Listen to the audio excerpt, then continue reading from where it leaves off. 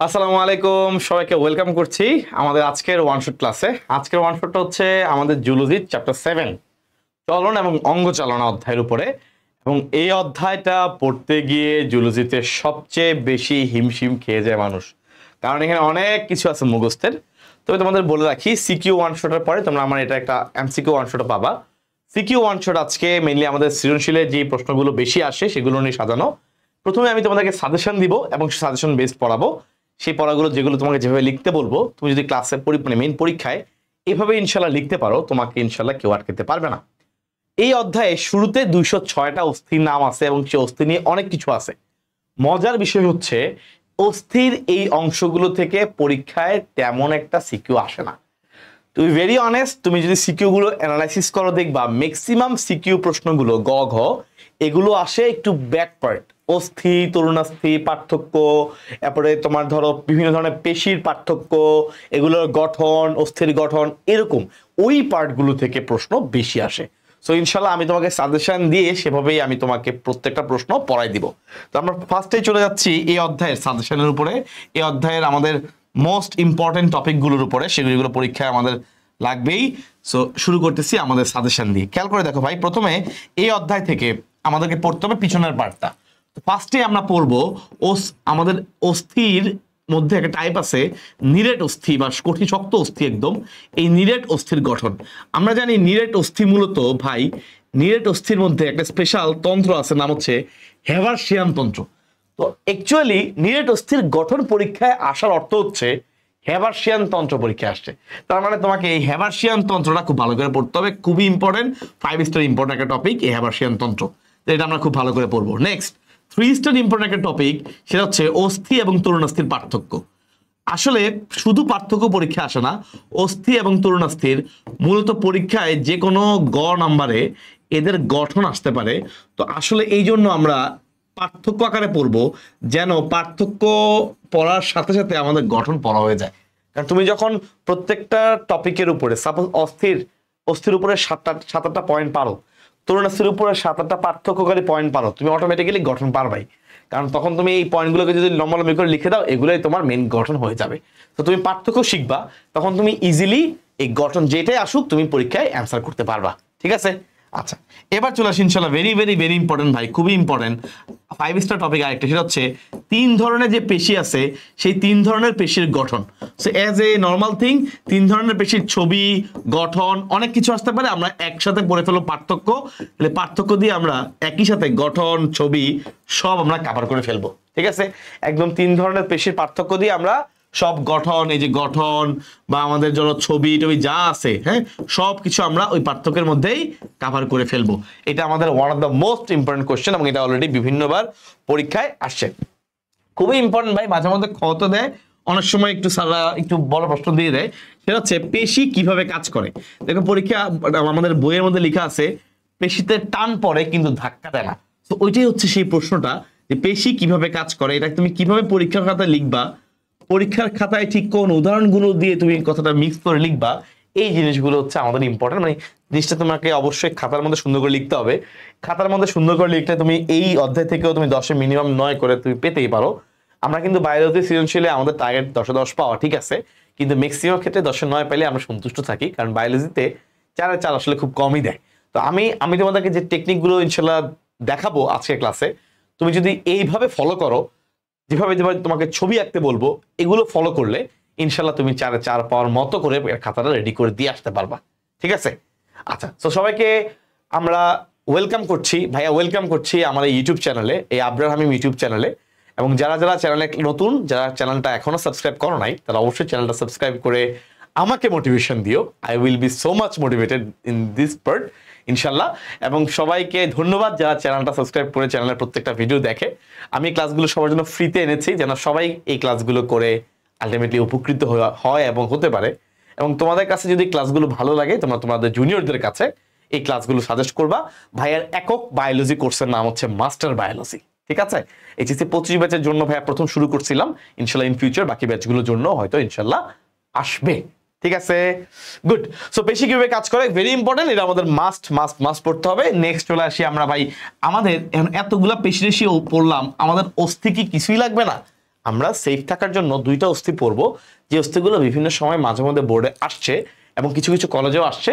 সেটা হচ্ছে আমাদের দুইটা শক্তিশালী হাড়, যে দুইটা হাড়ের মধ্যে একটা হচ্ছে আমাদের হাতের নাম হচ্ছে হিউমেরাস, তোমরা সবাই জানো হিউমেরাসকে সবাই চিনো, হিউমেরাস আর হচ্ছে ভাই ফিমার, ঠিক আছে, এই দুইটা মাস্ট। এবার কিছু কিছু বোর্ডে দেখা গেছে উপাঙ্গীয় কঙ্কাল, কিছু কিছু বোর্ডে উপাঙ্গীয় কঙ্কাল মাঝে মধ্যে দেওয়ার চান্স বাড়তেছে। উপাঙ্গীয় কঙ্কাল আমরা জানি 126টা অস্থি আছে, এই অস্থিগুলোর সংখ্যাটা তোমার একটু ক্ল্যারিফাই করতে হবে, এটা আমি তোমায় করাই দেবো ক্লাসেই, কোনো সমস্যা নাই। আর লাস্টে হচ্ছে আমাদের একটু লিগামেন্ট ইনজুরি, মানে মচকানো যে টপিকটা আছে, এখান থেকে খ নাম্বার আসতে পারে, এটা হালকা করে বলে দিব, বাট আমরা এগুলো বেশি জোর দিব, ঠিক আছে। 3 স্টার 2 স্টার 5 স্টার এই জিনিসগুলো আমি তোমাকে আগে থেকে ক্লিয়ারিফাই করে দিলাম। চলুন তাহলে ভাই আমরা ইনশাআল্লাহ শুরু করি। আমরা শুরু করবো কি দিয়ে? 1 নম্বর প্রশ্ন, নিরেট অস্থির গঠন দিয়ে। ভাই আমাদের যত অস্থি আছে, বুঝছো, আমাদের যত অস্থি আছে এর মধ্যে তোমরা জানো কিনা জানি না, এর মধ্যে নিরেট অস্থির পরিমাণ সবচেয়ে বেশি। এই যে আমাদের বড় বড় অস্থি, বলো তো মানব দেহের সবচেয়ে বড় অস্থি কোনটা? কে বলতে পারবা? মানব দেহের সবচেয়ে বড় অস্থি কোনটা? কমেন্টের মধ্যে জানো। মানব দেহের সবচেয়ে বড় অস্থি কোনটা? মানব দেহের সবচেয়ে বড় অস্থির নাম হচ্ছে ফিমার। এরকম শক্তমুক্ত যে অস্থিগুলো আছে এরা সবাই ম্যাক্সিমাম নিরেট অস্থি, বোঝা গেছে? এরকম শক্তপোক্ত যে অস্থিগুলো আছে সবাই হচ্ছে নিরেট অস্থি। মানব দেহের সবচেয়ে বড় অস্থি কোনটা? ফিমার। মানব দেহের সবচেয়ে ক্ষুদ্র অস্থির নাম কি? আমাদের কানের মধ্যে থাকে, খুবই ইম্পর্টেন্ট এমসিকিউ। মানব দেহের সবচেয়ে ক্ষুদ্র অস্থির নাম হচ্ছে স্টেপিস, আমাদের কানের মধ্যে আছে। কানে 3টা অস্থি আছে, মেলিয়াস, ইনকাস, স্টেপিস। এই স্টেপিস হচ্ছে সবচেয়ে ক্ষুদ্র অস্থি, আর সবচেয়ে বড় অস্থির নাম হলো পায়ের, এটা ফিমার, উপাঙ্গীয় কঙ্কালের একটা অংশ। তো আমরা এখন শুরু করব সেই নিরেট অস্থি। ভাই খেয়াল করে দেখো, আমাদের যত অস্থি আছে এই অস্থির প্রায় 80% হচ্ছে নিরেট অস্থি। তাহলে আমাদের অস্থিগুলা কত পার্সেন্ট নিরেট অস্থি? উত্তর হচ্ছে 80% নিরেট অস্থি। এই নিরেট অস্থিগুলো যেমন ফিমার, হিউমেরাস, এগুলো সবাই, টিবিয়া, এগুলো সবাই নিরেট অস্থি। আচ্ছা, এখন উদাহরণ কিন্তু একটা বলতে পারো, ফিমার বা হিউমেরাস, টিবিয়া, এরা সবাই হচ্ছে নিরেট অস্থি, ভালো কথা। এখন আসি ভাই, এই 80% যে নিরেট অস্থি আছে, এই নিরেট অস্থির মধ্যে আমরা যে বিশেষ গঠন দেখতে পাই, এই বিশেষ গঠনটার নামই হচ্ছে হেবারশিয়ান তন্ত্র। এই বিশেষ গঠনের নামই হলো হেবারশিয়ান তন্ত্র। হেবারশিয়ান তন্ত্রটা আসলে পরীক্ষায় আসলে অবশ্যই অবশ্যই তোমাকে ছবি দিতে হবে। ছবি দেওয়ার পরে তুমি 4-5টা পয়েন্ট লিখবা, দিস ইজ ইট, ওকে। ছবি দিবা, ছবি আঁকবা, তারপর 4-5টা পয়েন্ট লিখবা। কিভাবে লিখবা আমি তোমাকে দেখাচ্ছি। ফার্স্টে এখানে একটা নালী আঁকতে হবে, এটাকে আমরা বলি হেবারশিয়ান নালী। এই যে ধরো ভাই একটা গোলা দিলাম, এই হচ্ছে হেবারশিয়ান নালী। এই যে গোলাটা কি বললাম, এটা হচ্ছে হেবারশিয়ান নালী। তাহলে ফার্স্টে একটা হেবারশিয়ান নালী, ছোট করে একটা গোলা দিলাম, তুমি তোমার কাছে কম্পাস থাকবে, কম্পাসে তুমি দিবা, এই হচ্ছে হেবারশিয়ান নালী, ঠিক আছে। এই হেবারশিয়ান নালীর মধ্যে খুবই সিম্পল, ধমনী থাকবে, এই যে ধমনী থাকবে, ধমনী থাকবে, ধমনী থাকবে, শিরা থাকবে, ধমনী থাকবে, শিরা থাকবে এবং স্নায়ুজালক থাকবে, কোনো সমস্যা নাই। হেবারশিয়ান নালীর মধ্যে কি বললাম ভাইয়া? ধমনী থাকবে, শিরা থাকবে এবং স্নায়ু থাকবে। তাহলে 3টা জিনিস আছে, কি কি বললাম? ধমনী, শিরা, স্নায়ু। কারণ আমাদের অস্থির মধ্যে কিন্তু রক্তের সাপ্লাই লাগবে, সো এই জন্য এইগুলোর মাধ্যমে রক্ত আসা যাওয়া করে। লাল রং দিয়ে আমরা ধমনী বুঝাই, নীল দিয়ে শিরা বুঝাই, হলুদ দিয়ে স্নায়ু বুঝাই। তুমি পরীক্ষা দাগ দিলে হচ্ছে, কিন্তু আমি তোমাকে বুঝাই দিলাম, ঠিক আছে। এই হেবারশিয়ান নালীটাকে ঘিরে, বুঝছো ভাইয়া, এই হেবারশিয়ান নালীটাকে ঘিরে প্রায় 5 থেকে 15টা এরকম লেয়ার থাকে। এই যে একটা দিলাম, সরি,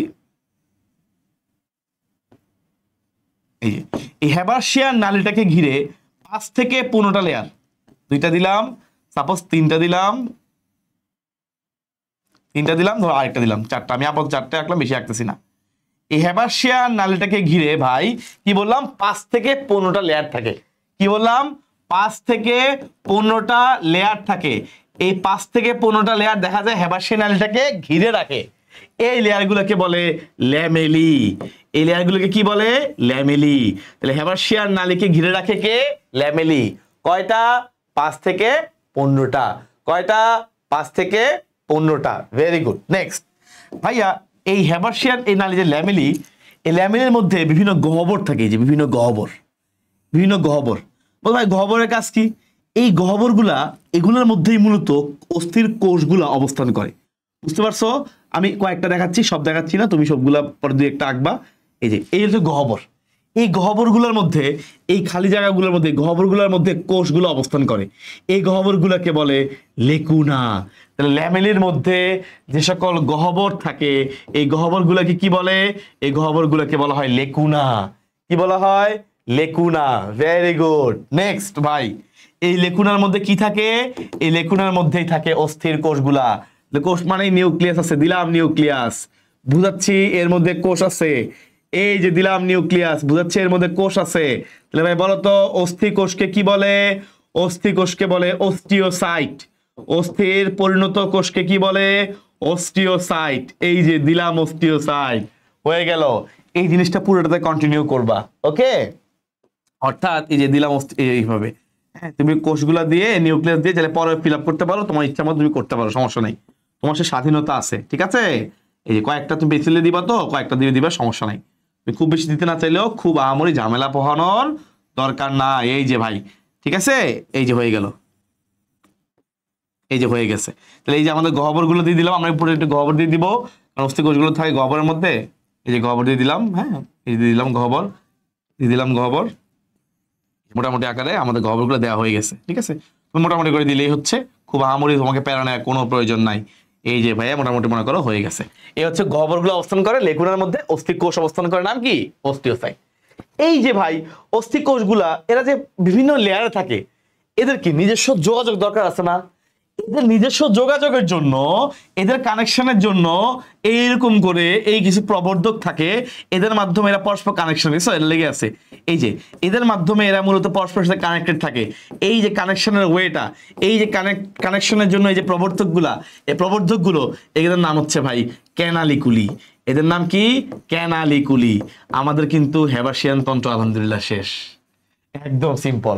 তাহলে হেবাসিয়ান নালী, হেবাসিয়ান নালীর মধ্যে এটা হচ্ছে ধমনী। এটা কি? ধমনী। ধমনীর পরে শিরা, শিরার সাথে আরেকটা কি আছে? স্নায়ু। ধমনী, শিরা, স্নায়ু। তাহলে তুমি দেখাইতে পারো, এই হচ্ছে শিরা, আর একদম লাস্টে এটা হচ্ছে স্নায়ু।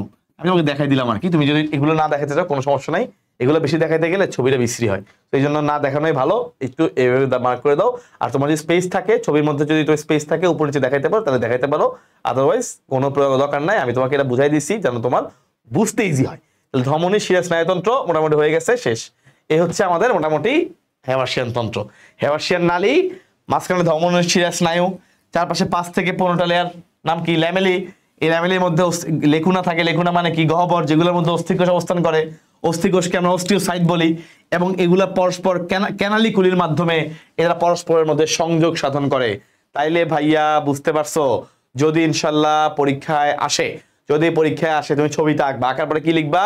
যে কেন্দ্রে হেবাসিয়ান নালী অবস্থিত, 1 নাম্বার পয়েন্ট। 2 নাম্বার, হেবাসিয়ান নালীকে ঘিরে 5 থেকে 15টি স্তর সজ্জিত থাকে, এদেরকে আমরা ল্যামেলি বলি। ভেরি গুড, 2 নাম্বার পয়েন্ট শেষ। 3 নাম্বার পয়েন্ট, ল্যামিনির মধ্যে কিছু গহ্বর থাকে, যে গহ্বরগুলোর মধ্যে অস্থিকোষ অবস্থান করে, এই গহ্বরগুলোকে লেকুনা বলে। 4 নাম্বার পয়েন্ট শেষ। অস্থিকোষগুলোকে আমরা অস্টিওসাইট বলে থাকি। 5 নাম্বার পয়েন্ট, সমস্যা নাই, ভেরি গুড। 6 নাম্বার পয়েন্ট, অস্থিকোষগুলো পরস্পরের মধ্যে ক্যানালিকুলির মাধ্যমে সংযোগ সাধন করে, শেষ। ঠিক আছে, এবার তুমি 6 নাম্বার লিখে দিতে পারো, হেবাসিয়ান নালীর ভিতরে ধমনী, শিরা, স্নায়ুতন্ত্র থাকে, শেষ। আরো এক লাইন শেষ। লাস্টে তুমি চাইলে আরো একটা পয়েন্ট এড করতে পারো, এরকম ধরো একটা হেবাসিয়ান তন্ত্র, এখানে আরেকটা হেবাসিয়ান তন্ত্র, ওখানে আরেকটা হেবাসিয়ান তন্ত্র। এই যে প্রত্যেকটা হেবাসিয়ান তন্ত্রের যে হেবাসিয়ান নালীগুলো আছে, এরা পরস্পর কানেকশন থাকে, বুঝছো? ধরো এখানে একটা হেবাসিয়ান তন্ত্র আছে, মনে করো গোল করে, আবার এখানে একটা আছে, এখানে একটা আছে। সো এই জন্য একটা মাঝখানে একটা হেবাসিয়ান নালী আছে, রাইট? এই যে মাঝখানে হেবাসিয়ান নালী আছে, এই যে মাঝখানে মনে করো হেবাসিয়ান নালী আছে।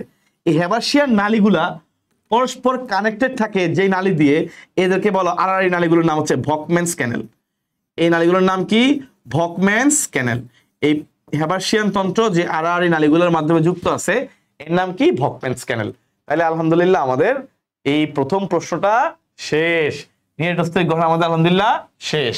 আমরা চলে পরেরটায়, অস্থি, তরুণাস্থির পার্থক্য, গঠন, সবকিছু আমরা একটা জিনিস দিয়ে পড়বো, পার্থক্য দিয়ে, ঠিক আছে? পারো সবাই? এটা ছবি এবং 5-6টা পয়েন্ট আমি অলরেডি তোমাকে বলে দিছি। ওকে, চলে আসি পরেরটায়, অস্থি এবং তরুণাস্থির পার্থক্য। ওকে, এইটা আমরা পড়বো এখন। হ্যাঁ, অস্থি এবং তরুণাস্থির পার্থক্য। তাহলে পার্থক্য পড়লে আমরা মোটামুটি একসাথে আমাদের পুরো জিনিসটা কাছে এসে যাবে। চলো দেখি, তাহলে অস্থি এবং তরুণাস্থির পার্থক্য আমরা ইনশাআল্লাহ পড়বো এখন।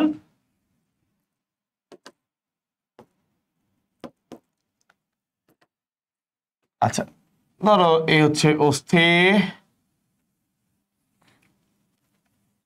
তো মাঝখানে অনেকে অনেক এই যে মানে বৈশিষ্ট্য দিয়ে পড়ে, আমি ডাইরেক্ট পড়ে ফেলি, কারণ যেহেতু আমাদের গঠন আমরা পড়বো একসাথে পড়ে ফেলি, আমার দরকার নেই। আচ্ছা চলো আমরা পড়ি। তার হচ্ছে অস্থি আর তরুণাস্থি। এখন কিছু পার্থক্য আছে এরকম যেগুলো আমি তোমাকে বলার আগেই তুমি জানো। অস্থি শক্ত, তরুণাস্থি একটু নরম, এদিকেও আমার চেয়ে ভালো তোমরা পারো, তাই না? তরুণাস্থি আমরা কামড়ায় কামড়ায় কামড়ায় কামড়ায় খাও, অস্থির চেয়ে তরুণাস্থিটা তোমার কাছে একটু বেশি ইজি লাগবে, এটা আমি জানি। চলো আসলে আমরা শুরু করি। ভাই দেখো, অস্থি মূলত আমাদের অন্তঃকঙ্কাল তৈরি করে। অস্থি মূলত আমাদের কি তৈরি করে? অস্থি মূলত আমাদের অন্তঃকঙ্কাল তৈরি করে। এই যে ভিতরে আমাদের কঙ্কাল, যেটা ভিতরে মেইন স্ট্রাকচারটা, এটা তৈরি করে অস্থি। এর সঙ্গে সাপোর্টিং রোল প্লে করে তরুণাস্থি। তরুণাস্থি হচ্ছে বিভিন্ন সংযোগ, বিভিন্ন অস্থির সংযোগে, বিভিন্ন অস্থির সংযোগে কানের পিনা, তাই না, তারপর নাকের দিকে নাসিকা, এরকম বিভিন্ন জায়গায় তরুণাস্থি অবস্থান করে। তাহলে অস্থির অবস্থান হচ্ছে মেইনলি অন্তঃকঙ্কালে, আর তরুণাস্থি হচ্ছে মেইনলি অস্থির সংযোগ। বিভিন্ন অস্থির যে জয়েন্ট আছে সেই অস্থির সংযোগে আমাদের পিনা, নাসিকা, এগুলাতে মূলত তরুণাস্থি অবস্থান করে। এখন কিছু জিনিস এবার ষড়যন্ত্রে তরুণাস্থি থাকে, ঠিক আছে? আচ্ছা এবার আসি, এটা খুবই ইজি প্রশ্ন। যেমন অস্থি হচ্ছে ভাই এরা বাচ্চা পড়া, যেমন অস্থি হচ্ছে আমরা সবাই জানি কঠিন, অস্থি হচ্ছে অনমনীয়, অস্থি হচ্ছে অস্থিতিস্থাপক। শক্ত তো, এটা কোনো স্থিতিস্থাপকতা নাই, নরম সফটনেস কিছু নাই, সব শক্ত, অস্থিতিস্থাপক। আমরা সবাই জানি তরুণাস্থি হচ্ছে এগুলোর উল্টা। তো কঠিন জায়গায় তুমি কঠিন নয়, নমনীয় জায়গায় অনমনীয়, হ্যাঁ, এরপরে অস্থিতিস্থাপক জায়গায় স্থিতিস্থাপক, এই কথাগুলো লিখবা। তিনটা তোমার অলরেডি দেখো 3, 4, 5 পয়েন্ট হয়ে গেছে। তুমি বলতে পারো ভাই পয়েন্ট বাড়াচ্ছেন কেন? কারণ আমার কিন্তু মনে রাখবা 4 নাম্বার পাওয়ার জন্য আমার কিন্তু মিনিমাম 8টা পয়েন্ট লিখতে হবে। আর এই ধরনের পয়েন্ট লিখলে 10টা পয়েন্ট লিখলে ভালো, কারণ এগুলো আসলে সাদা একটু একসাথে কাউন্ট করে আর কি, কঠিন, অনমনীয়, এগুলো একসাথে কাউন্ট করা যায়, ঠিক আছে? আচ্ছা এবার আসি ভাই, অস্থির আবরণীকে আমরা কি বলি? আমরা সবাই জানি অস্থি মানে অষ্টি। তো অস্থির আবরণীকে আমরা বলি পেরিঅস্টিয়াম। পেরি মানে আবরণী, আর অস্টিয়াম মানে অস্থি। তরুণাস্থির আবরণীকে আমরা বলি পেরি মানে আবরণী, আর তরুণাস্থি মানে কন্ড্রিন। তাহলে তরুণাস্থির আবরণীকে আমরা বলি পেরিকন্ড্রিয়াম। তাহলে অস্থির আবরণীকে আমরা বলি পেরিঅস্টিয়াম, আর তরুণাস্থির আবরণীকে আমরা কি বলবো? পেরিকন্ড্রিয়াম। খুবই ইম্পর্টেন্ট, তাই না? আচ্ছা আমরা জানি ভাই অস্থির যে মাতৃকা, ম্যাট্রিক্স একদম শক্ত। অস্থির ম্যাট্রিক্স বা মাতৃকা, ভিতরের মাতৃকাটা একদম কঠিন, শক্ত বলেই তো এই অস্থির অবস্থা শক্ত। কারণ ভাই এখানে কোলাজেনের পাশাপাশি বিভিন্ন ক্যালসিয়ামের যৌগ, ক্যালসিয়াম কার্বনেট, ক্যালসিয়াম ফসফেট, এগুলো থাকে, বুঝছো? এগুলো থাকার কারণে অস্থির মাতৃকা অনেক বেশি শক্ত হয়ে যায়, কঠিন হয়ে যায়। অন্য জায়গায় ভাই তরুণাস্থির মাতৃকায় হচ্ছে কন্ড্রিন থাকে, তরুণাস্থির মাতৃকায় কন্ড্রিন থাকে, কন্ড্রিন নাও ম্যাট্রিক্স। এখানেও কোলাজেন থাকে, তবে এখানে ক্যালসিয়ামের এত বেশি আধিক্য থাকে না, ক্যালসিয়াম একটু কম থাকে। হ্যাঁ আচ্ছা, আমরা সবাই জানি অস্থির মধ্যে কিন্তু রক্তকণিকা তৈরি হয়, মনে আছে? আমরা পড়ছিলাম না, রক্তকণিকা উৎপাদন হয় কোথায়? অস্থিমজ্জায়। তার মানে রক্তকণিকা উৎপাদনে কাজ করে কে? অস্থি। তরুণাস্থি রক্তকণিকা উৎপাদনে কোনো কাজ করে না, ঠিক আছে ভাইয়া? অস্থির মধ্যে একটা হরমোন তৈরি হয়, নাম হচ্ছে অস্টিওক্যালসিন। অস্থির মধ্যে একটা হরমোন তৈরি হয়, নাম কি বললাম? অস্টিওক্যালসিন নামক একটা হরমোন অস্থির মধ্যে তৈরি করতে পারে। তরুণাস্থি কোনো হরমোন তৈরি করে না। অস্থির ক্ষমতা আছে তার অস্টিওক্যালসিন হরমোন তৈরি করার জন্য, হ্যাঁ। এবং অস্থির মধ্যে একটা স্পেশাল সিস্টেম থাকে, রেটিকুলো এন্ডোথেলিয়াল সিস্টেম। এটা একটু ভালো পারো তারা লিখতে পারো, এটা আমার তরুণাস্থির মধ্যে থাকে না। অস্থির মধ্যে কিন্তু জীবাণু ধ্বংসকারী অস্টিওক্লাস্ট আছে, এটা আবার তরুণাস্থির মধ্যে থাকে না। অস্থির কোষকে বলা হয় অস্টিওসাইট, তরুণাস্থির কোষগুলো মেইন প্রধান কোষকে বলা হয় কন্ড্রোসাইট, ঠিক আছে? অস্থির পরিণত কোষকে বলে অস্টিওসাইট। আমি পয়েন্টগুলো একটু লিখে দিই। তাহলে ভাই অস্থির পরিণত কোষকে আমরা বলবো অস্টিওসাইট, আর সরি অস্টিওসাইট। তরুণাস্থির পরিণত কোষকে আমরা বলি কন্ড্রোসাইট, তরুণাস্থির পরিণত কোষকে বলা হয় কন্ড্রোসাইট। এর কথা 8 নম্বর পয়েন্ট হয়েছে মনে হয়। এবার বলছি অস্থির মধ্যে আছে রেটিকুলো এন্ডোথেলিয়াল সিস্টেম। অস্থির মধ্যে আছে রেটিকুলো এন্ডোথেলিয়াল সিস্টেম, যেটা তরুণাস্থির মধ্যে থাকে না। হ্যাঁ, অনেক পার্থক্য ভাই, পার্থক্য করতে গেলে শেষ করা যাবে না। যেমন ওই যে বললাম জীবাণু ধ্বংসকারী কোষের নাম হলো অস্টিওক্লাস্ট, এটা আবার তরুণাস্থির মধ্যে নাই। এরপর হচ্ছে ভাই আমরা জানি শ্রবণে আমাদের অস্থি কাজ করে, যে কানের অস্থিগুলো আছে না ভাই, মনে আছে মেলিয়াস, ইনকাস, স্টেপিস এরা শ্রবণে কাজ করে।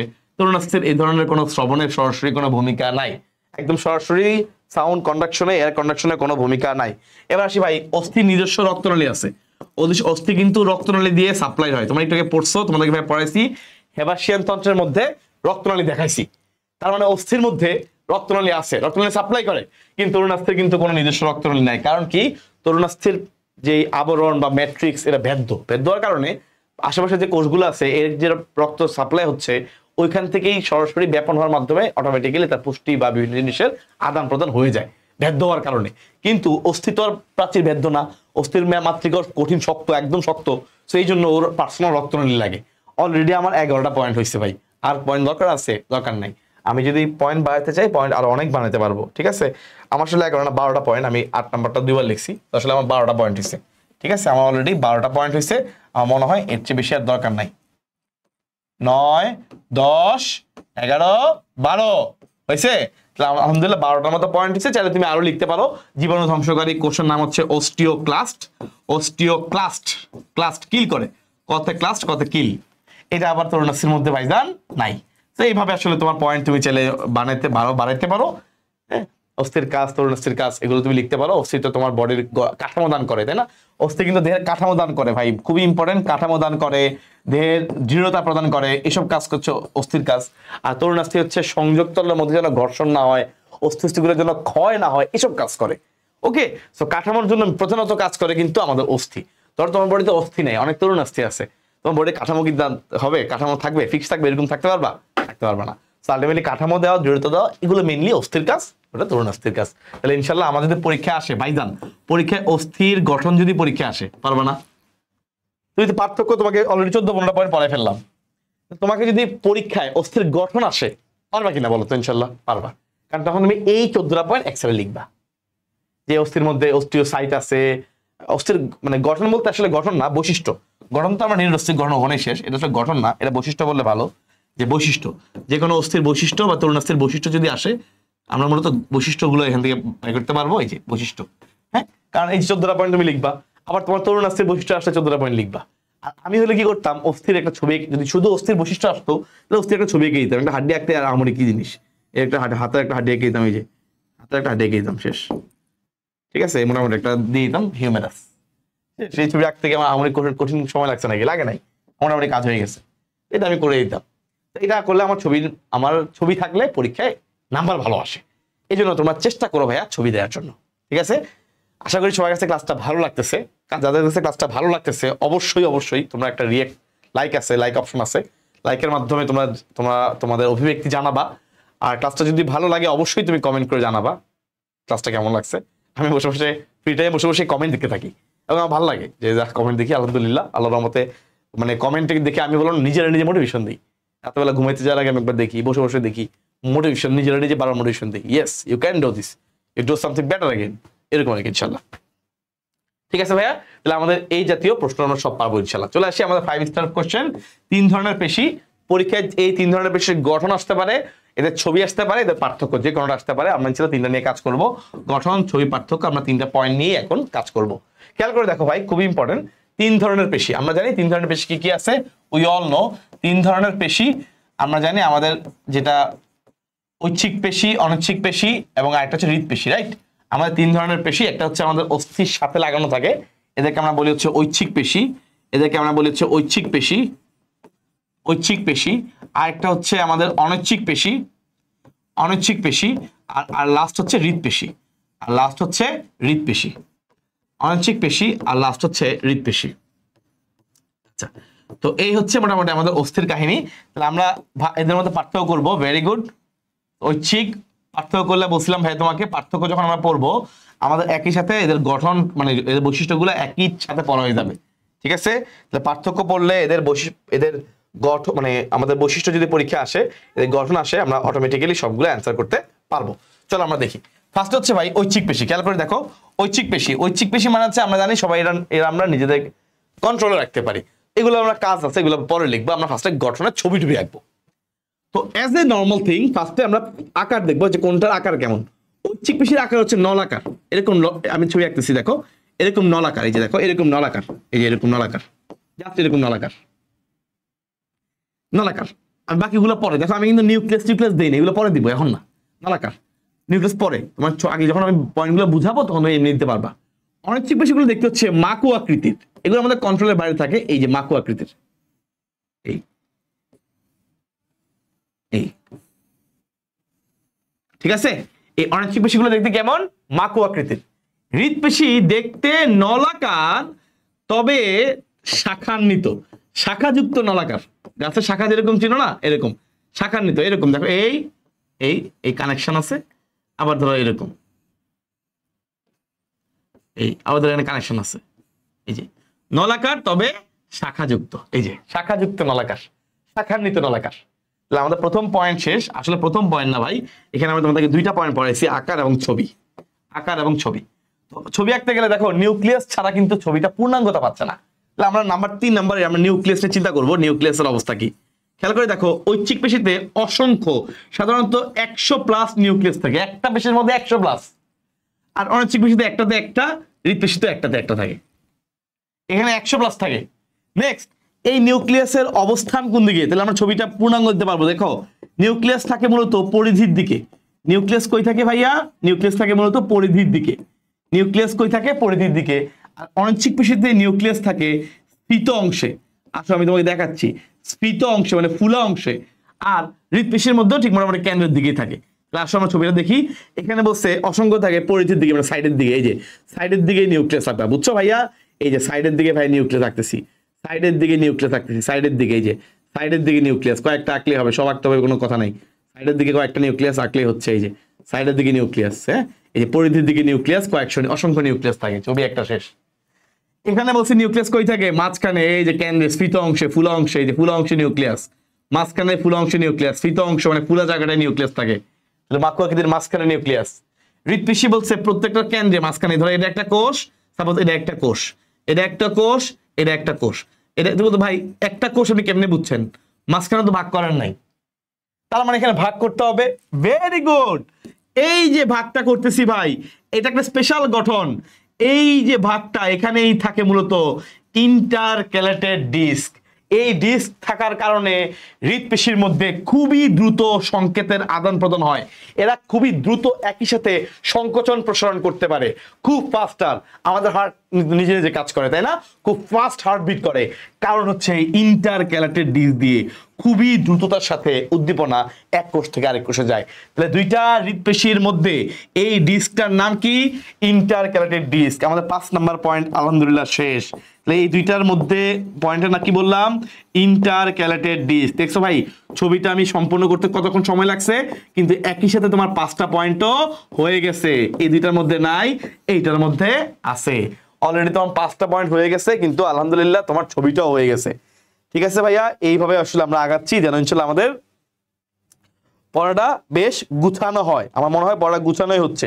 হ্যাঁ, এখন দেখো তো ভাই, আমি তাহলে কিছু পয়েন্ট আবার নিজে অ্যাড করতে পারি। যেমন দেখো শাখা, একটু আগে তোমাদের পড়াইছি, শাখা আছে কার? শাখা আছে শুধুমাত্র হৃৎপেশির। ওই অনিচ্ছিক পেশিরও নাই, ঐচ্ছিক পেশিরও নাই। হয়েছে? Very good. তাহলে ইন্টারক্যালেটেড ডিস্ক আছে কার? দেখছি হৃৎপেশির, হৃৎপিণ্ডের আছে, এদের নাই। ঠিক আছে, আচ্ছা এবার দেখি নিজস্ব সংকোচন ক্ষমতা, নিজস্ব সংকোচন প্রসারণ ক্ষমতা। ভাই আমরা জানি মানুষের হৃৎপিণ্ড কিন্তু নিজেরটা নিজে কন্ট্রোল হয়, তাই না? মানুষের ক্ষেত্রে হৃৎপেশির নিজস্ব সংকোচন প্রসারণ ক্ষমতা আছে, নিজের সংকোচন প্রসারণ হতে পারে। আমাদের এগুলা কিন্তু নিজস্ব সংকোচন প্রসারণ ক্ষমতা না, এগুলো আমাদের কোনো না কোনো সিস্টেমের মাধ্যমে হয়। এবার আসি আমরা কোনটা হয়। আমরা জানি ঐচ্ছিক পেশি হচ্ছে ঐচ্ছিক মানে আমাদের ব্রেন দিয়ে কন্ট্রোল করা। তুমি চাইলে সেটাকে নিজের ইচ্ছা অনুযায়ী নাড়াতে পারবা। আর অনিচ্ছিক পেশিকে নিজের ইচ্ছা অনুযায়ী নাড়াতে পারবে না, এই জন্য অনিচ্ছিক। এই জন্য সেটাকে নিজের ইচ্ছাধীন না, নিজের ইচ্ছাধীন নয়। এটা আমাদের কোথায় থাকে? এটা হচ্ছে আমাদের ধরো আমাদের যে পাকস্থলী, আমাদের ক্ষুদ্রান্ত্র, যকৃৎ, এই জায়গাগুলোতে অনিচ্ছিক পেশি থাকে। ঠিক আছে, এবার আসি আমাদের পেশির যে আবরণী সেটাকে বলা সার্কোলেমা। পেশিতন্তুর আবরণীকে বলা হয় সার্কোলেমা। সার্কোলেমাটা কোথায় কি অবস্থানে থাকে এটা একটু মোটামুটি ইম্পর্টেন্ট। সার্কোলেমা হচ্ছে ঐচ্ছিক পেশির বেলায় স্পষ্ট থাকে, একদম স্পষ্ট থাকে। অনিচ্ছিক পেশির বেলায় অস্পষ্ট থাকে। আর হৃৎপেশির বেলায় সূক্ষ্ম একটা আবরণী দিয়ে আবৃত থাকে, যেমন সার্কোলেমা। সূক্ষ্ম কেন? কারণ এটা বললাম না, এটা এতটাই, এটা মেসিভলি এটাকে কন্ট্রাকশন সংকোচন প্রসারণ করতে হয়, কন্ট্রাকশন ডাইলেটেশন করতে হয়, যেটার আবরণ যদি মোটা হয় তাহলে ভাই সিগন্যাল আসলে কষ্ট হবে। এই জন্য এটা আবরণটা অনেক পাতলা, অনেক সূক্ষ্ম। ঠিক আছে, তাহলে কিন্তু দেখো পার্থক্য আলহামদুলিল্লাহ। কিন্তু চাইলে এই পয়েন্টটা একটু অনেকে অ্যাভয়েড করতে পারো, কারণ কি আমি বলে দিই, অনেক সময় নাইলে তোমার প্যাচ লাগাই ফেলবা। হ্যাঁ, অনেক সময় দেখা যাবে যে নাইলে ওই হৃৎপিণ্ডের সাথে তোমাদের খেয়াল থাকবে না, হুট করে দেখা যাবে ঐচ্ছিকটা অনৈচ্ছিক বানিয়ে দিছো। তাহলে অ্যাভয়েড করতে পারো, সমস্যা নেই। কিন্তু তাহলে তোমরা একটা আরেকটা পয়েন্ট লিখে রাখো, সংকোচন প্রসারণ ক্ষমতা, সংকোচন ক্ষমতা, এটাতে লিখে রাখো, তাহলে তোমাদের আরো সুন্দর হবে। ভাই ঐচ্ছিক পেশির কিন্তু সংকোচন ক্ষমতা অনেক বেশি, ঐচ্ছিক পেশির কিন্তু সংকোচন ক্ষমতা অনেক বেশি। ঐচ্ছিক পেশির সংকোচন ক্ষমতা কিন্তু দ্রুত এবং শক্তিশালী, খুবই দ্রুত এবং শক্তিশালী হয়। অনৈচ্ছিক পেশির সংকোচন ক্ষমতা কিন্তু দ্রুত না, কারণ কি এটা আমাদের আন্ডারে না। এটা যখন তার বডির যখন মনে হয় সংকোচন করার প্রয়োজন, তখন বডি সংকোচন করে। এটাও তো একটা দ্রুত হবে না, এটা একটু মন্থর হবে, এটা একটু ধীরস্থির হবে, একটু মন্থর হবে। আর হৃৎপেশিটাও দ্রুত হয়, তবে সেটার নির্দিষ্ট ছন্দ থাকে, দ্রুত এবং ছন্দময়, দ্রুত এবং নির্দিষ্ট ছন্দময়। আমাদের আলহামদুলিল্লাহ দেখো আমাদের পরীক্ষায় যদি ঐচ্ছিক পেশির গঠন আসে বা বৈশিষ্ট্য আসে, তুমি যদি জাস্ট এখান থেকে দেখো 1 2 3 4 5, এরপর এখানে মনে করো 6 6 7 8 9, তুমি 9টা পয়েন্ট লিখো আর মানে 8টা পয়েন্ট লিখে ছবি আঁকো, ইনশাল্লাহ তোমার ডান। তোমার যে অনৈচ্ছিক পেশি আসে সেম ভাবে তুমি লিখবা, ছবি আঁকবা, ডান। হৃৎপেশি আসলে সেম ভাবে এখান থেকে তুমি পয়েন্টগুলো লিখবা, ছবি আঁকবা। 8টা পয়েন্ট লিখার পর যদি কেউ ছবি আঁকে, তার এখানে নাম্বার কাটার সুযোগই নাই, ইনশাল্লাহ ডান। ঠিক আছে, তাহলে আমরা পার্থক্য পড়ার মাধ্যমে, পার্থক্যটা পরীক্ষা আসে 5 স্টার, পার্থক্য পড়ার মাধ্যমে আমরা আলহামদুলিল্লাহ এই পুরো বিশাল প্রশ্নটা আমরা শেষ করে ফেললাম। ঠিক আছে, আশা করি সবাই বুঝতে পারছো। চলে আসি এরপরটায়, পেশি কিভাবে কাজ করে। খুবই ইম্পর্টেন্ট, পেশি কিভাবে কাজ করে। ভাই আমরা পড়ছিলাম মানে ছোটবেলায়, মানে ইন্টারেই, ঠিক আছে, পেশিতে টান পড়ে, পেশির কাজ করার সিস্টেম কি, পেশির কাজ কিভাবে করে বলছিলাম। পেশিতে টান পড়ে কিন্তু ধাক্কা দেয় না, পেশিতে টান পড়ে কিন্তু ধাক্কা দেয় না। আচ্ছা, এটার ব্যাখ্যা করার জন্য তোমাদেরকে একটা টপিকের একটু সহায়তা নিতে হবে, সেটা হচ্ছে অ্যান্টাগনিস্টিক পেশি। অ্যান্টাগনিস্টিক পেশি অর্থাৎ একটা পেশি, যে পেশি তার উল্টা আরেকটার উল্টা কাজ করে, অ্যান্টাগনিস্টিক, এন্টিপার্টি। যেমন দেখো ভাই, আমাদের হাতের এটা হচ্ছে বাইসেপস। তা ফার্স্টে আমরা অ্যান্টাগনিস্টিক পেশি একটু ধারণা দিব, এবং তোমরাও তোমাদের পরীক্ষায় যদি এটা আসে অ্যান্টাগনিস্টিক পেশি, তোমরা অবশ্যই এই কনসেপ্টটার কথা উল্লেখ করবা। একটা উদাহরণ কি বলছি, আমাদের হাতের বাইসেপস এবং ট্রাইসেপস, এগুলো লিখবা, বাইসেপস এবং ট্রাইসেপস। আগে তাহলে বুঝাই দিই জিনিসটা কেমন হয়, এরপরে তোমাকে বলতেছি। আবার খেয়াল করো, আমাদের হাতের এই হচ্ছে বাইসেপস, এই হচ্ছে বাইসেপস। সো যখন বাইসেপস পেশি সংকুচিত হয়, পেশির সংকোচন, ভেরি গুড, আরেকটা ইম্পর্টেন্ট শব্দ, এটাও তুমি পরীক্ষাতে লিখবা, পেশির সংকোচন। মনে রাখবা পেশির সংকোচন হয় কিভাবে। পেশির সংকোচনে কাজ করে দুইজন, তাদের নাম হচ্ছে একটিন এবং মায়োসিন। পেশি সংকোচনে কাজ করে দুই ধরনের প্রোটিন, নাম হচ্ছে একটিন এবং মায়োসিন। এরা একজনের উপর একজন ওভারল্যাপ করে, বুঝছো, একটার উপর একটা উঠে যায়, ওভারল্যাপ করে। এরা ওভারল্যাপিং এর মাধ্যমে সংকোচন প্রসারণ করে, এবার একজনের উপর একজন উঠে যায়, এরপরে ওভারল্যাপ হয়, সংকোচন বের হয়ে গেলে প্রসারণ, এভাবে চলতে থাকে। তো পেশি সংকোচনের জন্য কাজ করে একটিন এবং মায়োসিন। ঠিক আছে, যখন বাইসেপস পেশির সংকোচন হয়, খেয়াল করো, বাইসেপস পেশির সংকোচন হয়, এই সংকোচন ধরো এরকম এখন ফুল এভাবে আছে, আমি এটাকে সংকোচন করলাম, এই সংকোচন করলাম, সংকোচন করার সাথে সাথে এটা যেই মাত্র সংকোচন হচ্ছে, মানে ছোট হচ্ছে, চাপ পাচ্ছে, অটোমেটিক্যালি এইটার যে টেন্ডনটা, আমরা জানি পেশির সাথে অস্থির কানেকশন থাকে। ভেরি গুড, আরেকটা লাইন পেশি, তাহলে পেশির সাথে অস্থির সংযোগ, এই কথা তুমি লাইনটা অবশ্যই উল্লেখ করবে। এগুলো তোমার যদি 3 নম্বরে আসে ভাই, এই পয়েন্টগুলোর কারণে তুমি 3 পাবা। পেশির সাথে অস্থির সংযোগকে বলা হয় টেন্ডন। কি বলা হয়? টেন্ডন। ধরো এখানে তোমার হাতের হাড্ডি আসছে মনে করো, তো এখানে একটা পেশি মনে করো আসছে, এসে এই পেশিটা শক্ত টেন্ডনের মাধ্যমে লাগানো থাকে হাড্ডির সাথে, এই পেশির সাথে হাড্ডি লাগানো থাকে, নাম হচ্ছে টেন্ডন। এটা হচ্ছে সেই টেন্ডন। পেশির সাথে হাড্ডির জোড়া লাগে কি দিয়ে? টেন্ডন দিয়ে। রগ বললাম, রগ, এই যে আমাদের হাতের মধ্যে রগ থাকে না, এগুলো টেন্ডন। তাহলে পেশির সাথে হাড্ডির জোড়া লাগে কি দিয়ে? টেন্ডন দিয়ে। ওকে, তাহলে ভাই কি বললাম, আমাদের এখানে যে পেশি আছে, বোঝার চেষ্টা করো, এই বাইসেপস পেশি যদিও এই দেখো সংকোচন হচ্ছে, পেশির সংকোচনের ফলে আমরা জানি পেশি সংকোচন করে একটিন এবং মায়োসিন। তাহলে একটিন এবং মায়োসিনের মাধ্যমে যখন পেশির সংকোচন হয়, তখন পেশির টেন্ডনের মাধ্যমে, যেহেতু অস্থির সাথে লাগানো থাকে, তো যখন পেশির সংকোচন হয় তখন সেই পেশিতে টান সৃষ্টি হওয়ার মাধ্যমে সংলগ্ন অস্থি তার নিকটে চলে আসে। দেখছো, বাইসেপস পেশির মাধ্যমে আমাদের এইটা ভাঁজ হইলো, এই যে ভাঁজ হইলো। তো যখন বাইসেপস পেশির সংকোচন হয় তখন মনে রাখবা এই নিচেরটা হবে উল্টা, ট্রাইসেপস পেশির হবে উল্টা, প্রসারণ। তাহলে বাইসেপস পেশির সংকোচনের মাধ্যমে টান পড়ে এই আমাদের হাড্ডির নাম কি রেডিয়াস আনলা, মূলত এখানে রেডিয়াসের কানেকশন। তো সংকোচনের মাধ্যমে এই হাতের এই দুইটা অস্থি সে ভাঁজ হয়ে কনিকে ভাঁজ করে এই আমাদের কাঁধ বরাবর চলে আসে। আবার ঠিক একই সময়ে বাইসেপস পেশির সংকোচনের সাথে সাথে ট্রাইসেপস পেশির প্রসারণ হয়। আবার যখন ট্রাইসেপস পেশির সংকোচন হয় তখন ট্রাইসেপস পেশির অ্যাক্টিন এবং মায়োসিন যখন কাজ করে, এদের টানের মাধ্যমে এই নিচে যখন টান পড়ার মাধ্যমে হাতটা আবার এভাবে সোজা হয়ে যায়, কনিটা আবার ভাঁজ থেকে সোজা হয়ে যায়। তো এই কথাগুলো লিখবা, যেহেতু এখানে দেখতে পাচ্ছি পেশিগুলো এই বাইসেপস এবং ট্রাইসেপসের টানের মাধ্যমেই এই কনুইয়ের ভাঁজ হওয়া বা সোজা হওয়া নিয়ন্ত্রণ হচ্ছে। এই টানের মাধ্যমেই পেশিতে এই টান সৃষ্টি হওয়ার মাধ্যমেই আমাদের অস্থিগুলোর চলাচল নিয়ন্ত্রিত হচ্ছে, মানে মুভমেন্ট নিয়ন্ত্রিত হচ্ছে। আমরা বলতে পারি পেশিতে টান পড়ে কিন্তু কোনো ধাক্কা দেয় না। এখানে কিন্তু কোনো ধাক্কা দিয়ে কোনো কাহিনী বলি নেই, বলছি ধাক্কা দিয়ে ফেলাই দিছে না, এখানে ধাক্কার কোনো কাহিনী বলে নেই। তুমি যখন ব্যাখ্যা করবা তুমি টান পড়ার পিছনের কারণগুলো ব্যাখ্যা করবা, যে বাইসেপস পেশি এবং ট্রাইসেপস পেশি উল্টা কাজ করে, বুঝছো? হাতের উপরে থাকে বাইসেপস, নিচে থাকে ট্রাইসেপস, এটাও জানো। বাইসেপস পেশি লাগানো, ট্রাইসেপস লাগানো। ট্রাই মানে তিনটা মাথা, পিছনে তিনটা মাথা, বাই মানে দুইটা মাথা, বুঝতে পারছে? তো বাইসেপস এবং ট্রাইসেপস নির্ভর করে মাথার উপরে। তোমাদের বইয়ের মধ্যে তোমাদের গাজী মোস্তারের যে বইটা আছে, বইটার মধ্যে তোমাদের যে গাজী মোস্তারের বই, এই বইয়ের মধ্যে তুমি একটু খেয়াল করবা, এই বইয়ের মধ্যে এখানে যে ব্যাখ্যাটা লিখছে ওরা কি কিন্তু তোমার একদম এক্স্যাক্টলি এই যে অ্যান্টাগনিস্টিক পেশি ফার্স্ট লিখছে, এই বাইসেপস পেশির কথা লিখছে। তো তুমি এগুলো কথা উল্লেখ করবা। বাইসেপস যেহেতু কনিটাকে ভাঁজ করে তো তোমার বডির দিকে আনতেছে হাতটাকে, তাই না? দূরে ছিল, ভাঁজ করছে, এই ভাঁজ করতে সহায়তা করে, এই জন্য তাকে বলে ফ্লেক্সর পেশি। আর ট্রাইসেপস কি করে, এটাকে সোজা করে দেয়, এক্সটেনশন মানে বর্ধিত করে দেয় হাতটাকে। হাতটা ছিল এরকম, টান মারলো, এই যে হাতটা এরকম হয়ে গেল, হাতটাকে বর্ধিত করে দেয়, মানে এক্সটেনশন করে দেয়।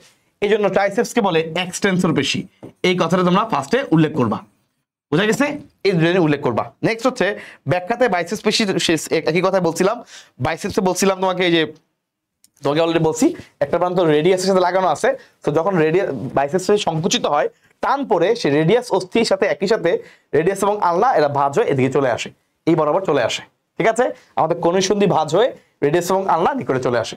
আর ট্রাইসেপসের একটা মাথা লাগানো আছে আলনার সাথে। তো যখন ট্রাইসেপস সংকুচিত হয় সে টান মারে, এই যে টান মারে হাতটা এরকম হয়ে যায়, ঠিক আছে? তাহলে এরকম আছে, এই টান দিলাম, হাতটা এরকম হয়ে গেল।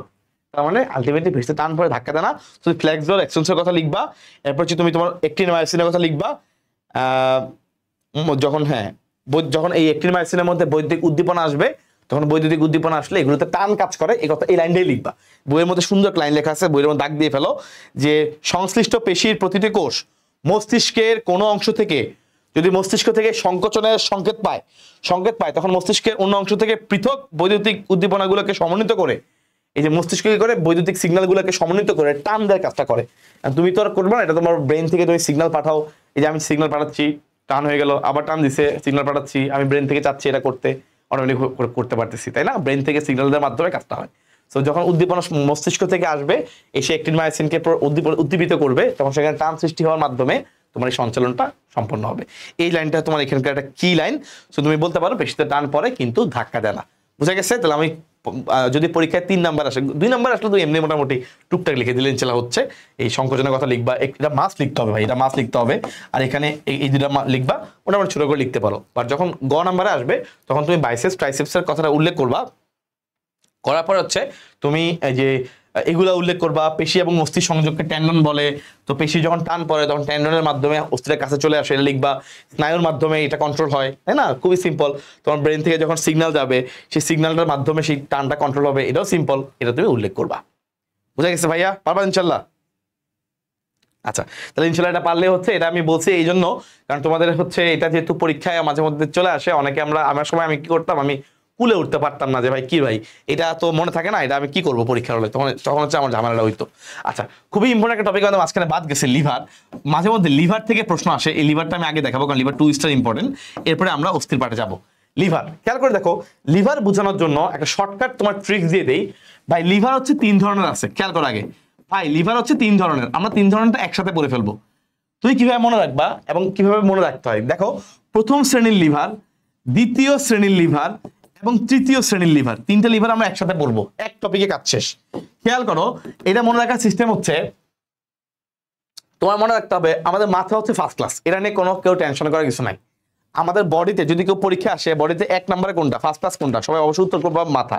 এটার বাইরে কোনো সেকেন্ড কোনো ক্লু নাই, আছে 1 নম্বরে বলেই মাথা, তাহলে আমাদের বডিতে 1 নম্বর ফার্স্ট ক্লাস হচ্ছে মাথা। ওকে, তাহলে উদাহরণ হচ্ছে মাথা, very good. Next second class, ভাই মাথার পরে সিরিয়ালে কিন্তু হাত আসার কথা, কিন্তু হাত না মনে রেখে মনে পা, তাহলে মাথা, সেকেন্ড হচ্ছে পা, 3 নম্বরে হাত, তাহলে মাথার পরে পা, পায়ের পরে হাত, মাথার পরে পা, পায়ের পরে হাত, ভেরি গুড। আমাদের উদাহরণ শেষ।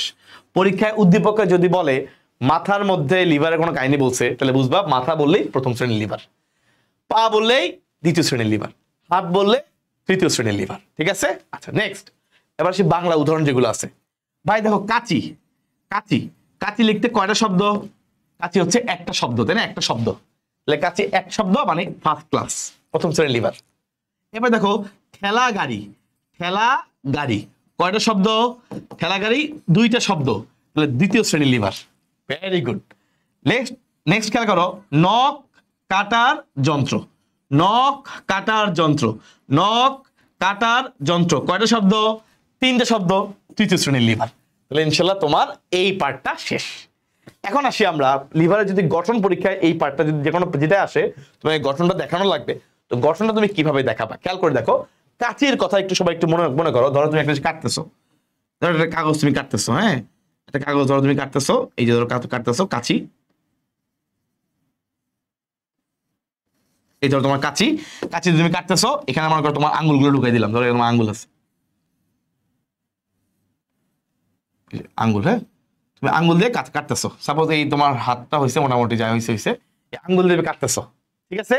তাহলে খেয়াল করো কাঁচি, চিন্তা করো কাঁচির সামনে তুমি কিছু একটা দিয়ে, তুমি কিছু একটা দিয়ে কাঁচি দিয়ে কাটতেছো, যেটাতে কাটতেছে হচ্ছে ভার, যেটা কাটতেছে এটা কি ভার, এটা হচ্ছে ভার। ওকে, এই কাঁচির যে মাঝখানে মিডল পয়েন্টটা, এই মিডল পয়েন্ট যে কোনো জয়েন্টটাকে বলে পিভট, এই জয়েন্টটাকে পিভট, যেখানে যেটার উপর কেন্দ্র করে মানুষ ফোর্স প্রয়োগ করে, যেটা এই পয়েন্টটাকে বলে পিভট।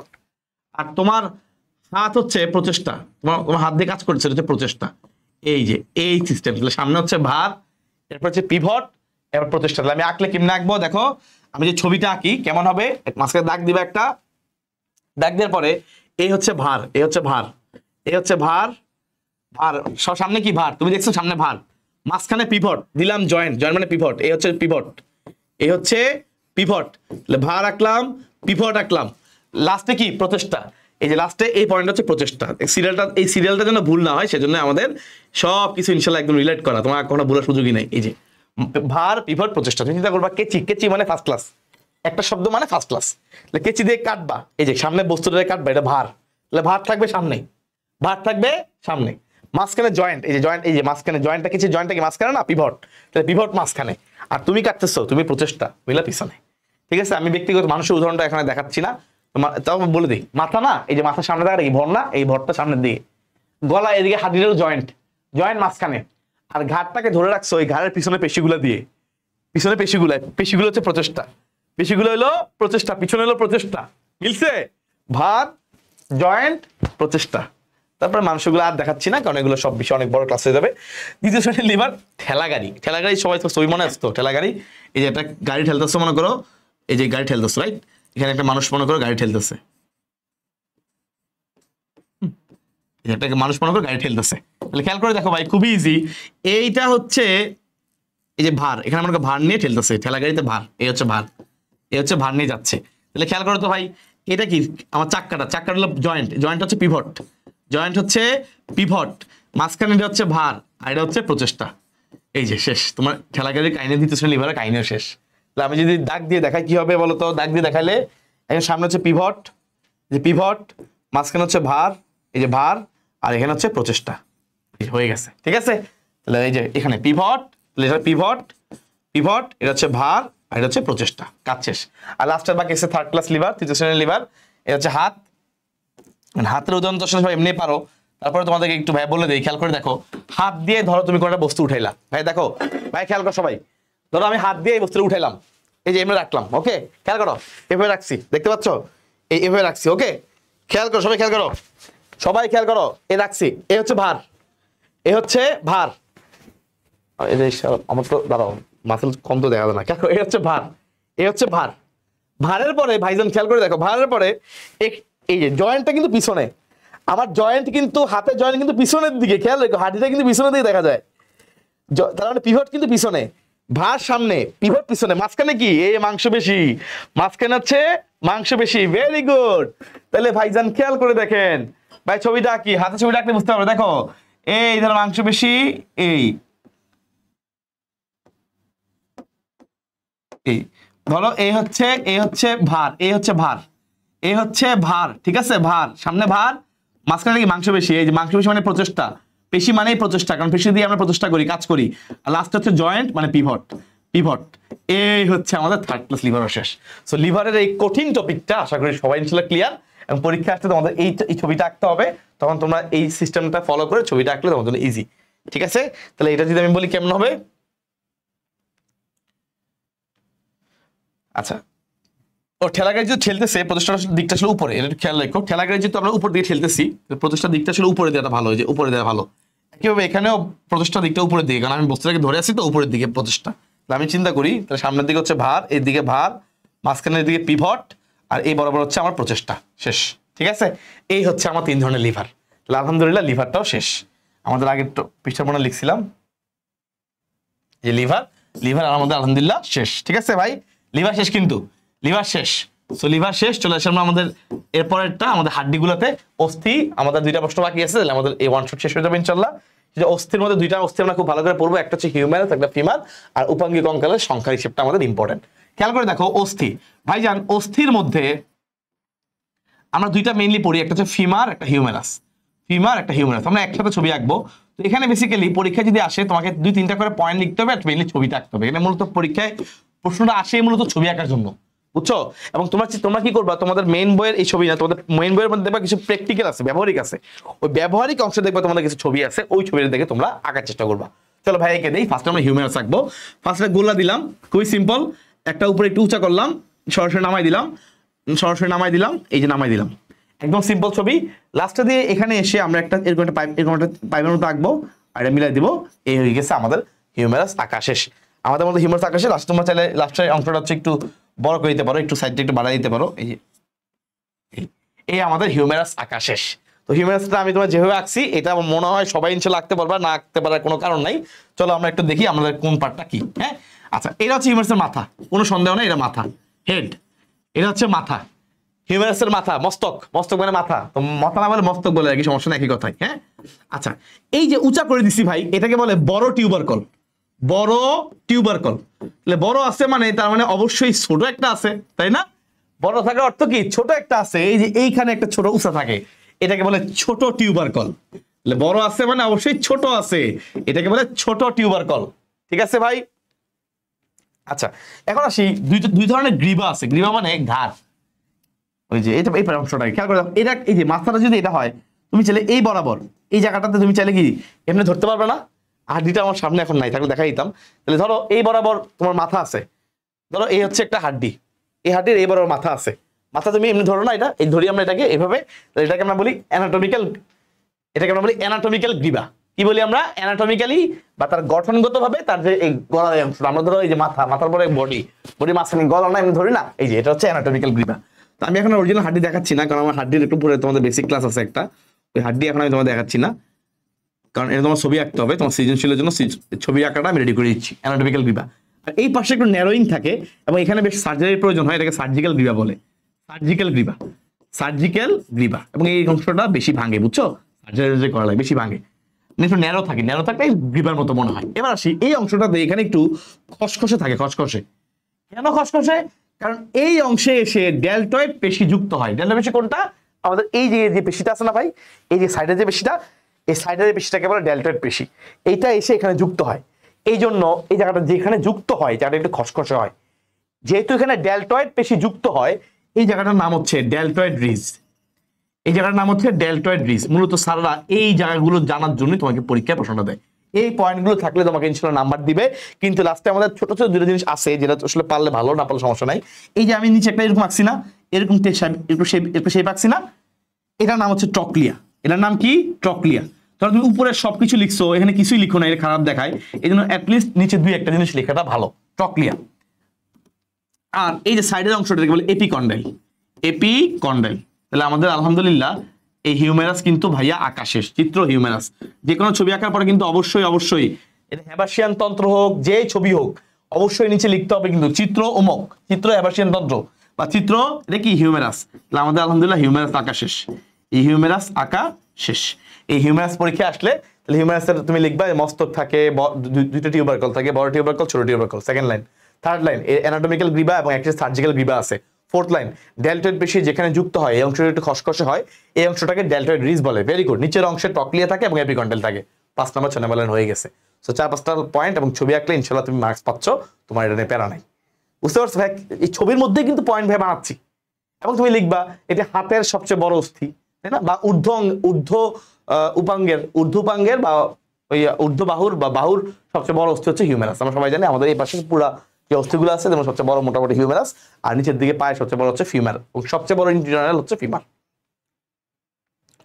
ঠিক আছে? এবং আমরা দেখতে পাচ্ছি আরো কিছু পয়েন্টে লেখা যায়। দেখো লম্বা না, এটা একটা লম্বা অস্থি, এটা একটা নলাকার অস্থি। চাইলে পয়েন্ট ভাই বানানোর অভাব নাই। এটা একটা নিরেট অস্থি। তুমি যে লিখে দিবা এর মধ্যে হেবাসিয়ান তন্ত্র বিদ্যমান। এই যে তুমি যা পারো তাই ঘুরে ফিরে লিখে দিয়ে আসবা। তুমি যা পারো তাই কিন্তু লিখে দিয়ে আসবা, ইনশাআল্লাহ তাতেই তুমি নাম্বার পাবা। হিউমেরাস আলহামদুলিল্লাহ শেষ। চলে আসি ভাই ফিমারে। চলে আসি ভাই ফিমার। আমাদের ফিমার পড়বো। খেয়াল করে দেখো ফিমার পায়ের অস্থি, এটাও কিন্তু তোমাদের বইয়ের মধ্যে সুন্দর করে দেয়া আছে, তোমরা একটু খেয়াল করো। তাহলে ফিমার আঁকার সময় খেয়াল রাখবা, মাথা দিচ্ছি ঠিক আছে, মাথা দেওয়ার পর একটু লম্বা নামাইতে হবে। ফিমার কিন্তু এই লম্বা ঘাটটা একটু বড়। আচ্ছা, এরপরে এখানে একটু দিলাম, এটা হলো টোকেন্টর। এখানে একটু টোকেন্টর আছে, টোকেন্টর। এই ছবিটা একটু দেখে নিই। এই যে লম্বা করে নামাই দিচ্ছি, কিন্তু আমরা এটা একটা নলাকার অস্থি। ঠিক আছে? আমরা এটা একটা নলাকার অস্থি। খেয়াল করে দেখো, এই যে এভাবে নামাইছি, এটা গ্রীবাটা কিন্তু বেশ বড়। খেয়াল করো ভাই, এটা গ্রীবাটা কিন্তু বেশ বড়। আমি আবারও বলতেছি, খেয়াল করো, এটা মস্তক বুঝছি, ভালো কথা, মস্তক বুঝছি, এটা গ্রীবাটা কিন্তু বেশ বড়।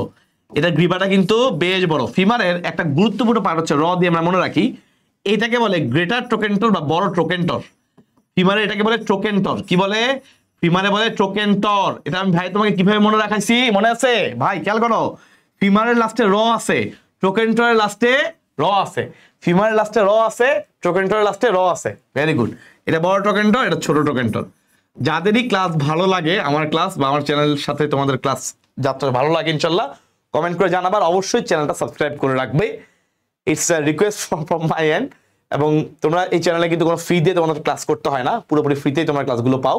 সো এই অবশ্যই তোমার চ্যানেলটা সাবস্ক্রাইব করবে এবং তোমাদের জুনিয়রদের কাছে, তোমাদের ফ্রেন্ড বা জুনিয়রদের কাছে অবশ্যই ক্লাসগুলো সাজেস্ট করবে যে ক্লাস ভালো লাগে। ঠিক আছে? এবং আমার একক কোর্সের নাম মাস্টার বায়োলজি। মেডিকেল ভর্তি পরীক্ষার যারা টার্গেট তাদের জন্য ভাইয়াদের কোর্সের নাম হচ্ছে মেডি ট্রুপস। ইনশাল্লাহ এইচএসসির পরে পূর্ণাঙ্গভাবে কোর্সটা আবার একদম নতুন করে শুরু হবে, সবগুলো ক্লাস, পরীক্ষা, সবকিছু, ইচ এন্ড এভরিথিং। এবং আমাদের নতুন সিস্টেম, র্যাপিড ফায়ার সিস্টেমটা খুবই দারুণ। এবং তোমাদের যতগুলো প্রশ্ন ভুল হবে সেগুলো তোমাদের নামে ওয়েবসাইটে থেকে যাবে, পরীক্ষা আগে দেখতে পারবা। অনুশীলনী, সফট ক্লাস, অনুশীলনী, এক্সাম, ইচ এন্ড এভরিথিং আমাদের কোর্স ইনশাল্লাহ আছে। আমি, হৃদয় এবং রাজীব ভাই তিনজন মিলে আমাদের এই কোর্সটা আমরা আবার পুরো একদম পূর্ণাঙ্গভাবে এইচএসসির পর শুরু করব। ঠিক আছে? সো যারা যারা তোমাদের মেডিকেল টার্গেট, মেডিকেলের প্রিপারেশন নিবা, আমি ঢাকা মেডিকেলের, হৃদয় ঢাকা মেডিকেলের, আমাদের টার্গেট ইনশাল্লাহ ঢাকা মেডিকেলে তোমাদেরকে নিয়ে যাওয়া এবং ইনশাল্লাহ সর্বোচ্চ লেভেলের প্রিপারেশনে তোমাকে রেডি করা, যেন আলটিমেটলি তুমি ইনশাল্লাহ মেডিকেলের স্বপ্নটা বাস্তবায়ন করতে পারো। কারণ তুমি যখন একটা ভালো হাইস্ট টার্গেট নিয়ে পড়াশোনা করবা, তখন দেখা যাবে যে তুমি একদম হাইস্ট টার্গেট হয়তো ইনশাল্লাহ গেইন করে ফেলবা, না করলে তুমি মোটামুটি কাছাকাছি যেতে পারবা। তো এই জন্য আমরা চিন্তা করি, আমরা যেহেতু আল্লাহর রহমতে ঢাকা মেডিকেল চান্স পাইছি, আল্লাহর রহমত আলহামদুলিল্লাহ, তো ইনশাল্লাহ আমাদের টার্গেটই হচ্ছে আমাদের স্টুডেন্টদেরকে ঢাকা মেডিকেল পর্যন্ত নিয়ে যাওয়া। গত কয়েক বছরে আমাদের কিন্তু কয়েক হাজার স্টুডেন্ট আলহামদুলিল্লাহ মেডিকেল চান্স পেয়েছে, ঢাকা মেডিকেল শত শত স্টুডেন্ট আছে। এবং তুমি যদি ঢাকা মেডিকেলের সে খবর নাও জুনিয়রদের, তোমাদের সিনিয়র ভাইয়াদের কাছে, দেখবা ম্যাক্সিমামে কিন্তু আমাদের ক্লাস করে আসছে। তোমরা ইনশাল্লাহ ক্লাস, আমাদের ক্লাসগুলো করেই তোমরা ইনশাল্লাহ ঢাকা মেডিকেল চান্স পাবা। এবং আমরা মেডিকেলে চান্স পেয়েছি 17 সালে, 2017 সাল। তোমার তো সময় আছে, তুমি হচ্ছে 25 ব্যাচ, তাহলে বেশ ছোট, মানে 8 বছরের ছোট, বেশি না।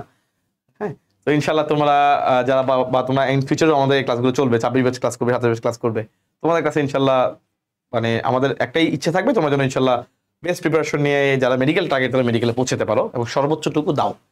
নিজের সর্বোচ্চটুকু দিয়ে কাজ করলে এবং আল্লাহ তাআলার রহমত থাকলে ইনশাল্লাহ তুমি বেশ ভালো করতে পারবা। এবং মানুষ যদি চেষ্টা করে, আল্লাহ তাআলা তার ভাগ্য পরিবর্তন করেন। ঠিক আছে? মানুষের চেষ্টা দ্বারা আল্লাহ ভাগ্য পরিবর্তন করেন এবং মানুষ চেষ্টা করলে আল্লাহ তাআলা রহমত করে তার উপর সেটা দেন।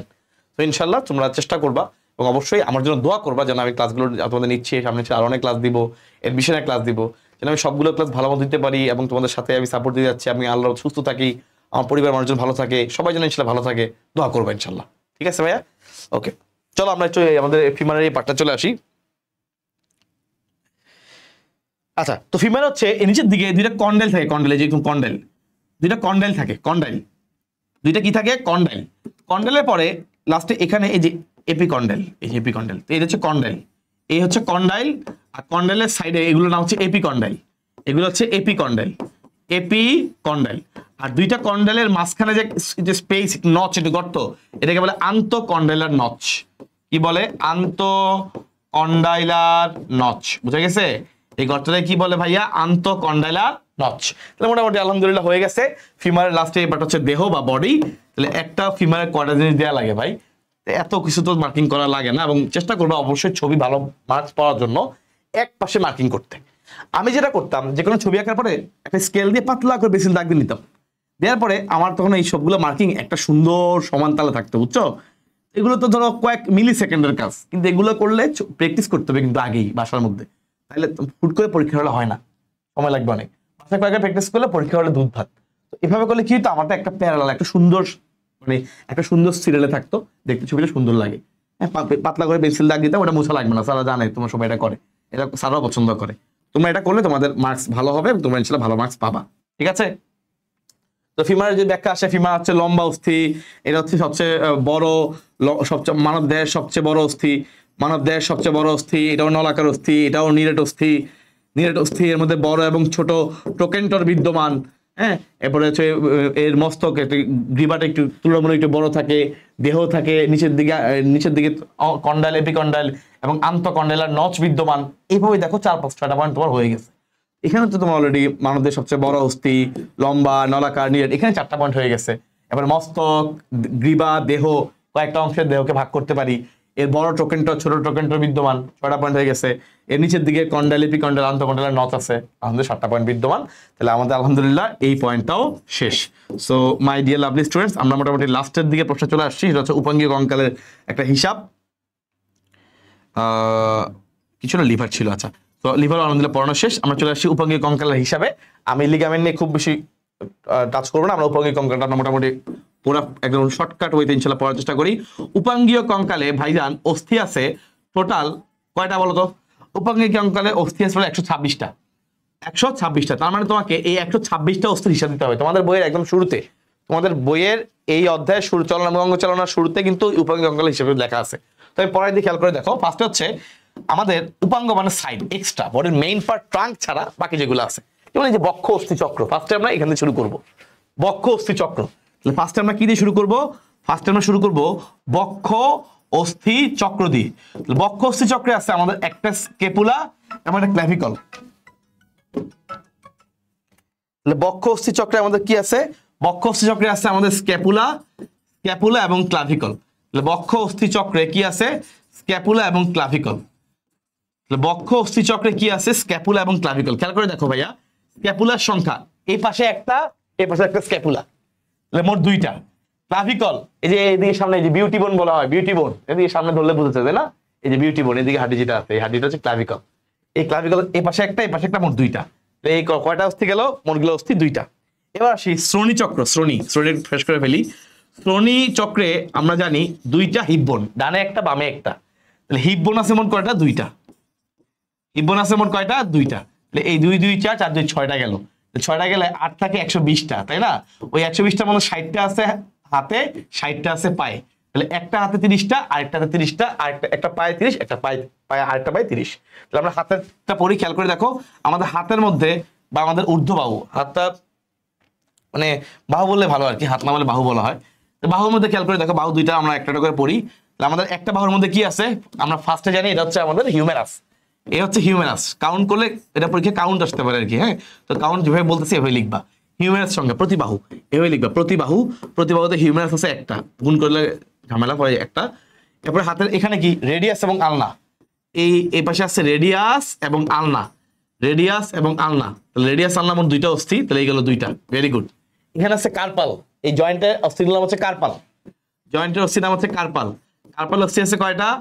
কার্পাল অস্থি 8টা, এই যে 8টা অস্থি কার্পাল। কার্পালে পরে এই বরাবর হাতের এই বরাবর এগুলো হচ্ছে মেটাকার্পাল, এই যে আমাদের হাতের তালু এই বরাবর মেটাকার্পাল।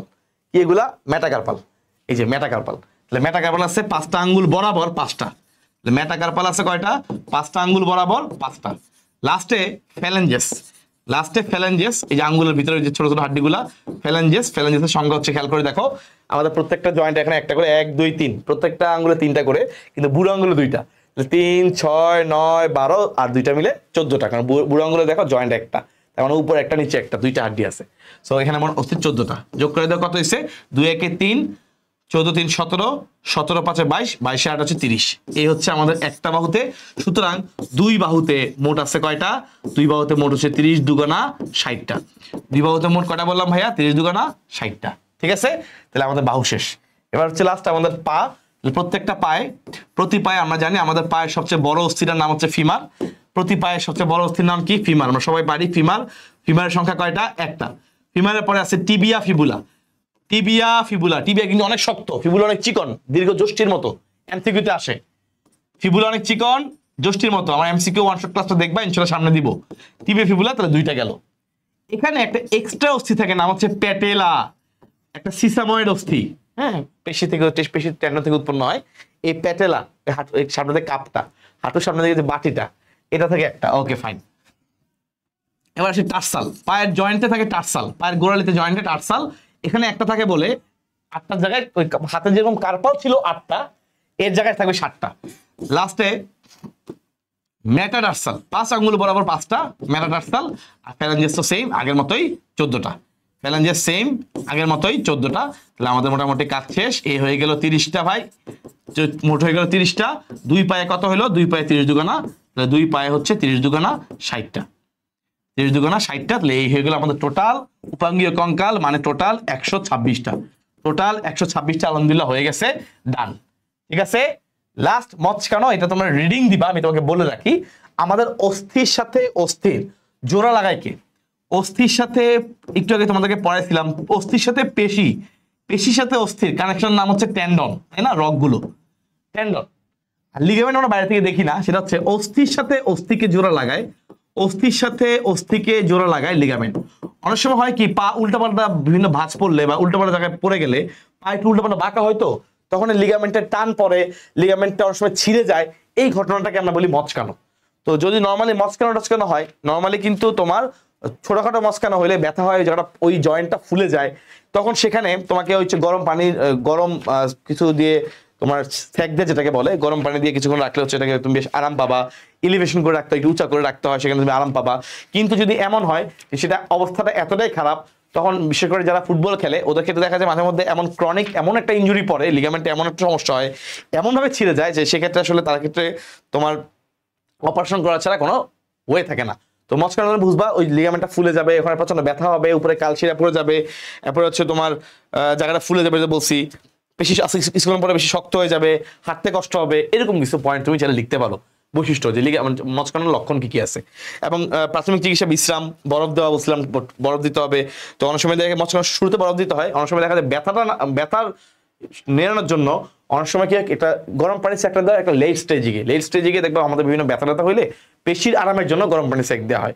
এবং যে একদম লিগামেন্টে ইনজুরি হয়, সেক্ষেত্রে তোমার বরফ দিয়ে রেখে দিলে 10 থেকে 15 মিনিট রেখে দিলে যারা একটু অবশ হয়ে যায়, নার্ভগুলো একটু সেন্সেশন কমে যায়, তখন সেন্সেশন কমে গেলে ওই যারা একটু আরাম লাগে, সেন্সেশন থাকে না। ক্ষত পরিষ্কার করতে হবে, উচ্চতা একটু এলিভেশন করে রাখতে হবে, আর সর্বশেষ এটাতে সার্জারি করা লাগতে পারে। তাহলে আমাদের মচকানো পরে টপিকটা বারবার লিখে রাখতেছে লিভার, এটাও আলহামদুলিল্লাহ শেষ।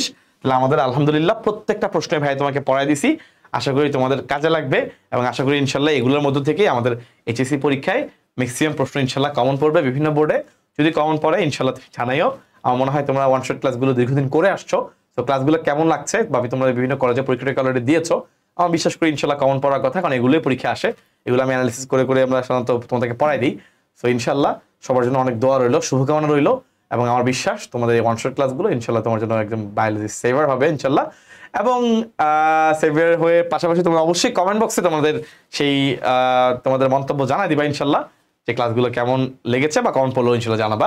সবাই সেই পর্যন্ত অনেক বেশি ভালো থাকো, অনেক সুস্থ থাকো, ইনশাল্লাহ তোমাদের সাথে ভাইয়ার পরবর্তীতে আরো একটা ওয়ান শটে এমসিকিউতে ইনশাল্লাহ দেখা হবে। হ্যাঁ, আমাদের বাকি এমসিকিউ ওয়ান শটগুলো তোমরা ইনশাল্লাহ পেয়ে যাবে। আমি সেগুলো নিয়ে কাজ করতেছি, আজকে বসে বসে লিস্ট করছি অনেকগুলো। ইনশাল্লাহ তোমাদের প্রিপারেশন সম্পূর্ণ গুছিয়ে যাবে। তোমরা এই চ্যানেলের সাথে থাকো, এই চ্যানেলটা ইনশাল্লাহ অনেক দূরে গিয়ে যাবে তোমাদের সহযোগিতায়। এই চ্যানেল তোমাদের জন্য, মনে রাখবা আব্রাহামিম মেরিটনিক master biology is all things are only for you and this channel is also dedicated only for you. তোমরা থাকলে ইনশাল্লাহ চ্যানেল, তোমরা না থাকলে চ্যানেল আমার দরকার নাই। তোমরা আসো বলেই চ্যানেল আছে, এবং তোমরা আসো বলেই আমি চ্যানেলে কাজ করে যাই, ইনশাল্লাহ কাজ করে যাব। সবাই ভালো থাকবে, সুস্থ থাকবে। আল্লাহ হাফেজ, আসসালামু আলাইকুম।